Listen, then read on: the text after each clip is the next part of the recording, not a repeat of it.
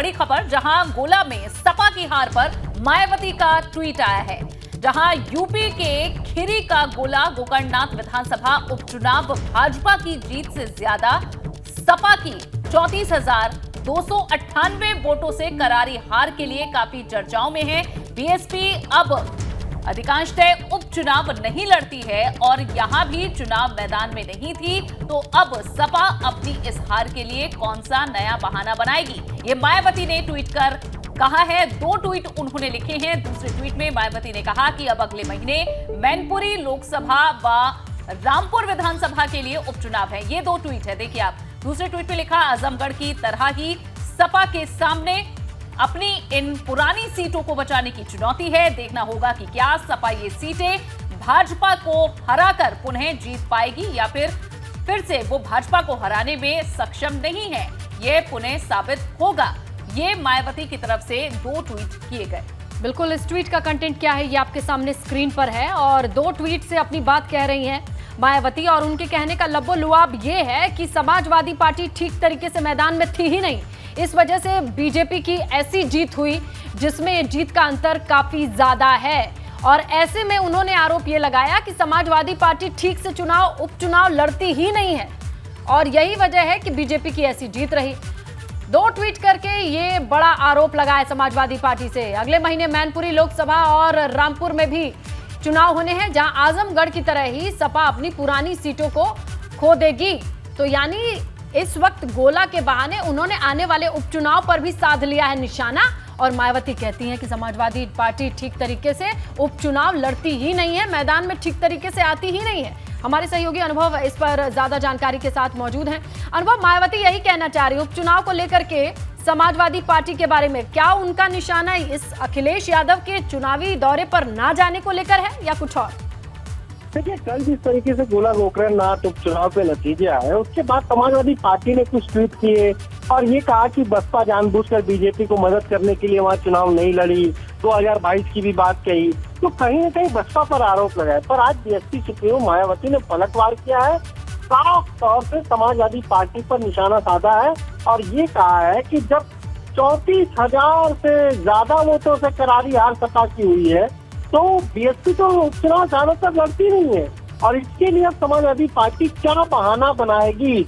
जो सीट वो हार गए, उनका जो मार्जिन हार का वो बढ़ गया, उसके लिए समाजवादी पार्टी के पास अब क्या बहाना है। साथ ही साथ मायावती ने जो मैनपुरी की सीट पर उपचुनाव होगा मुलायम सिंह यादव के निधन के बाद और आजमगढ़ की सदस्यता रद्द होने के बाद जो रामपुर की सीट पर उपचुनाव होगा, उसको लेकर भी मायावती ने सवाल किया है और समाजवादी पार्टी से ये पूछा है कि कैसे वो बचा पाएगी, क्या वो बचा पाएगी, इसे लग रहा है। तो एक तरीके से अगर आप देखिए तो मायावती ने ये भी संकेत दिए हैं कि शायद ये जो दोनों उपचुनाव हो, क्योंकि लिखा है उन्होंने कि बसपा अधिकांशतः उपचुनाव नहीं लड़ती है और फिर मैनपुरी और रामपुर का जिक्र है, यानी हो सकता है कि बसपा इन उपचुनाव में भी ना उतरे, उसके उम्मीदवार ना उतरे। लेकिन मायावती ने कहीं ना कहीं जिस तरीके से समाजवादी पार्टी पर और अखिलेश यादव पर निशाना साधा है, वो ये बताने के लिए काफी है कि किस तरीके से अब बहुजन समाज पार्टी खासतौर से समाजवादी पार्टी के साथ 2-2 हाथ करने की तैयारी में है। आपने पहले देखा इमरान मसूद ने बसपा ज्वाइन की, उसके बाद किस तरीके से बीएसपी की रणनीति मुस्लिम वोट बैंक पर बढ़ गई है। और मायावती ने कुछ दिन पहले क्या ट्वीट किया था समाजवादी पार्टी को लेकर, ये कहा था कि अगर मुस्लिमों का कोई हितैषी है तो वो बहुजन समाज पार्टी है। और इस ट्वीट के जरिए भी ये साफ किया है बीएसपी सुप्रीमो मायावती ने कि समाजवादी पार्टी बीजेपी को नहीं हरा पाएगी। ठीक है अनुभव, क्या इसे इस तौर पर भी देखा जाए कि जब हम विधानसभा चुनाव की भी बात कर लें तो जिस तरह से बसपा ने अपने टिकटों का वितरण किया था, तो ये समाजवादी पार्टी की तरफ से आरोप लगा था कि ये भाजपा को फायदा पहुंचाने के लिए इस तरह से जो उम्मीदवार हैं वो खड़े किए गए हैं और उसका कहा गया कि नतीजा भी देखने को मिला। लेकिन मायावती यही इशारों में कह रही हैं कि इस बार तो उन्होंने चुनाव भी नहीं लड़ा, तो जो आप पहले आरोप लगाते थे उनका भी कोई आधार नहीं बचता है। तो क्या इस बात में कोई सच्चाई है कि वाकई समाजवादी पार्टी कमजोर नजर आ रही है भाजपा के सामने? तो महत्वपूर्ण है जो मायावती ने कहा, उन्होंने यही कहा कि भाई अब तो चुनाव में हम उतरे नहीं गए और तब भी समाजवादी पार्टी नहीं जीत पाई। अब जब बसपा 2022 के विधानसभा चुनाव में उतरी थी, 22,000 वोट बसपा को मिले थे, तो वो सपा मानती कि उसने हमारा वोट काटा। अगर इस उपचुनाव में बसपा अपना उम्मीदवार उतारती तो वो किसका वोट काटते?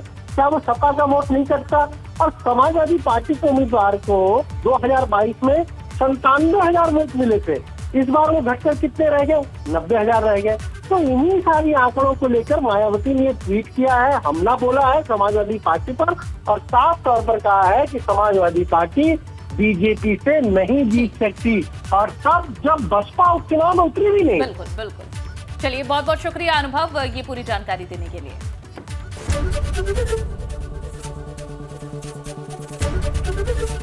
एबीपी गंगा, खबर आपकी, जुबान आपकी।